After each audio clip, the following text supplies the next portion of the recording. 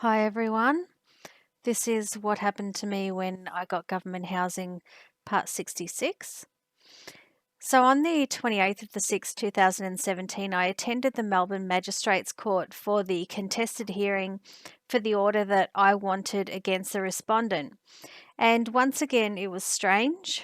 I keep saying that my story is hard to tell, and this is a perfect example of why.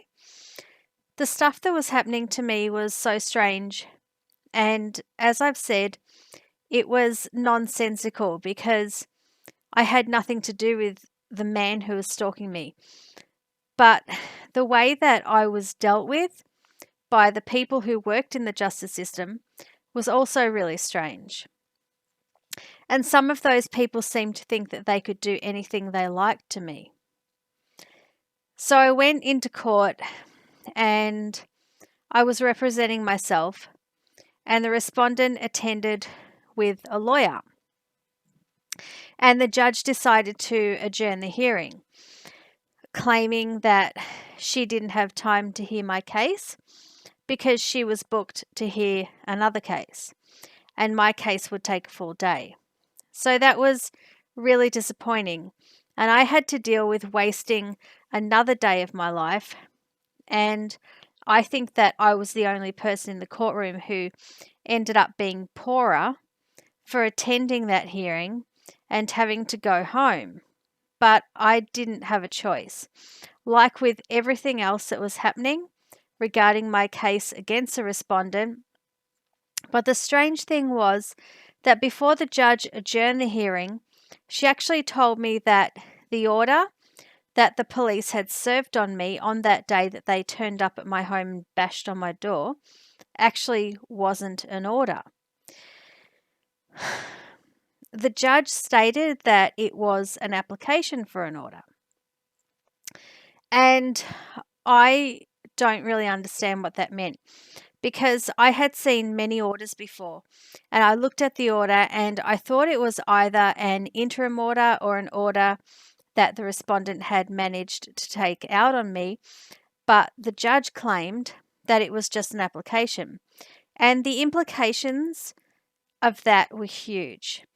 This meant that the police had served an application for an order against me, claiming that it was an actual order. And that sounds unbelievable. I don't think that the Melbourne Magistrates Court would send out an application for an order to a police station to serve on someone. They would only send out proper orders.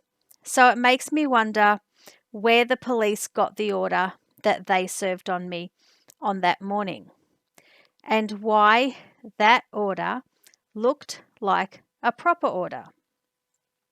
I wondered if the order was forged, but mostly I was just confused and shocked by what I was told. And once again, I didn't know what to do or how I was supposed to respond to that information. I had spent all that time avoiding the respondent because I feared being charged when he actually didn't have an order against me, and I was furious. I believe that I made a complaint to Police Command about the officers who served an application for an order against me because of all the distress and confusion that it caused me, and because I thought it should be brought to the attention of Police Command. Then on the 29th of the 6th, 2017, I left my unit to collect my daughter from school. And as I did, the respondent came walking down the stairs, obviously at the exact time that I was going out the door, as happens, so often. So I took a photo of him to show in court when I eventually got there, because I intended to claim that he would repeatedly confront me, obstruct my path, and block my entrance and exit to my home at times, especially times like school pickup and school drop off. I knew that my digital photos would prove that what I was saying was true, because the times can be verified when you check their details. So I tried to walk out to get my daughter from school, and I saw that the respondent had actually parked his minibus, that is the taco bus, across the path that I normally take to get out of the unit. And I felt trapped, and I didn't want to walk past him, but I had to so I could get to my daughter. So I walked past the respondent's minibus and he followed me, pointing his phone at me.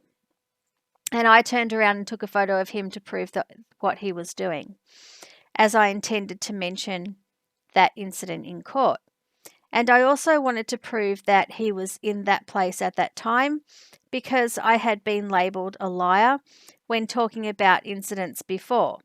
The other thing about that incident was that the respondent didn't have an order against me, as the judge had told me that his order was nothing more than an application, and I did have an order against him.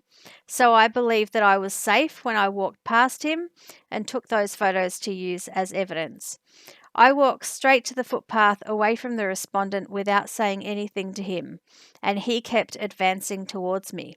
When I got to my daughter's school, I asked to collect her before the bell went because I just wanted to see her and get her home safely. I felt like the quicker I got my daughter, the quicker we could get home to safety, and I was worried that the respondent would still be in the car park, but I wanted to get her inside so I didn't have to worry anymore. All the things that I've been mentioning, like the banging on the ceiling, were continuing, and on the 6th of the 7th, 2017, I saw that a razor blade had been left on top of my letterbox, and I wondered why razor blades kept finding their way into my yard and why this one was put on my letterbox. But there was no way that I could come up with an answer, as I didn't know what was going on in any of these incidents, and they had been going on for a couple of years now. I took a photo of the razor blade, and later in the day, I took a photo of the rubbish that was in my yard, and I couldn't stand looking at it because it was so disgusting. But I believed that when I finally got into court, I would be able to tell the judge everything and I would be okay.